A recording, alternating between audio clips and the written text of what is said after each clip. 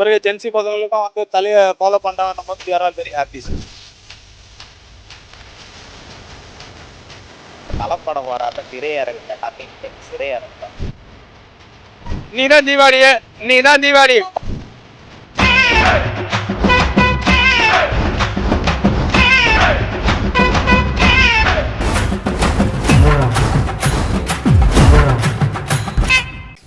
ரெண்டாயிரத்தி 4 ரிலீஸ் ஆச்சு. நான் 2005 தான் பிறந்தேன். அப்போ விட்டேன். அப்போ நான் சின்ன பையன். இப்போ வாடா அப்படின்ற மாதிரி தான் இருக்கு. ரொம்ப ஜாலியா இருக்கு. அவ்வளவுதான். உள்ள போனா அவ்வளவுதான்.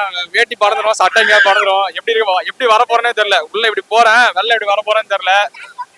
இன்னைக்குதான் தீபாவளி, இன்னைக்குதான் தீபாவளி. படம் லேட்டா வந்தாலும் சரி, போஸ்ட் பண்ணாலும் சரி, இன்னைக்குதான் மாசு.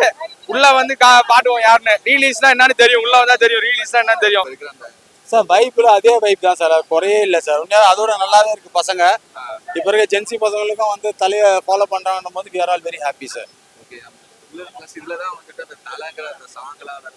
ஆமா ஆமா.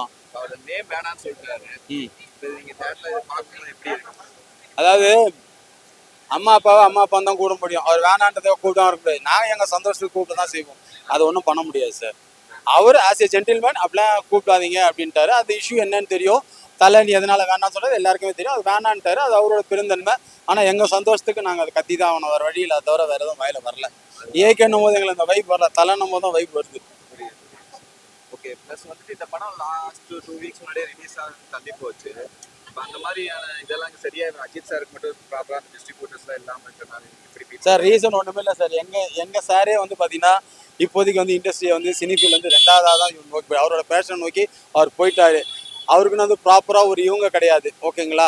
அதனால தான் இந்த இஷ்யூலாம் நடக்குது. ஒரே ஒரு விஷயம், அவர் கூட எப்பயுமே இருக்கிறது நாங்கள் மட்டும்தான். பாண்டிச்சேரியில் தலைப்படம் வராத திரையரங்கு எல்லாமே இன்னைக்கு எங்கள் சிறையரங்கு தான். அந்த மாதிரி தான் இருக்கு. படம் ரிலீஸ் இல்லை. படம் இல்லை படம் ரிலீஸ் இருக்கு. ஸ்க்ரீன்ஸ் எதுவுமே எடுக்கலை. எப்பயுமே பிவிஆரில் எடுப்பாங்க, தேட்டரி சைடில் எடுக்கிறதா கூட. ஆனால் பிவிஆரில் கூட இந்த படம் எடுக்கல.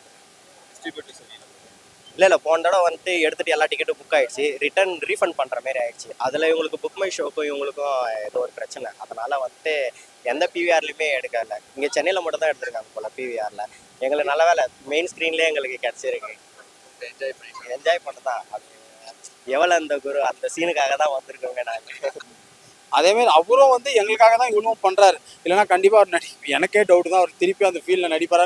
அவர் இன்ட்ரெஸ்ட் வேறு விஷயத்தை நோக்கி போயிடுச்சு சார். ஸோ ஃபேன்ஸ்லாம் இருக்காங்களே, அவங்களுக்காக தான் திருப்பி அவர் நடிக்கவே வருஷத்துக்கு ஒரு படம் கொடுக்குறனா அது எங்களுக்காக தான் இருக்கும். ஸோ நாங்கள் எல்லாத்தையும் ஏற்றிக்கிட்டோம் சார். நாங்கள் வெறும் நடிகனா அவரை பார்க்கலையே சார்.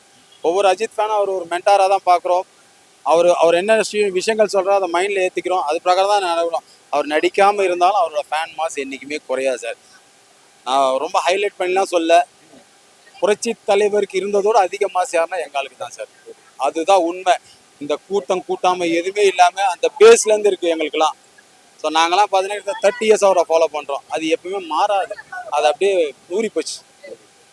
இப்போ அவர் அப்போ போக இந்த acting concentration sir, we like Ajith, not actor Ajith. We like human Ajith. ஒரு மனுஷனா அவர் வரட்டும் சார். அந்த ஸ்க்ரீனில் கார் ஓட்டுறதை பார்த்தாலே வேற சார். நாங்கள் அந்தளவுக்கு பக்குவப்பட்டுட்டோம் சார். ஒரு மனுஷனை தான் நாங்கள் லவ் பண்ணுறோம்.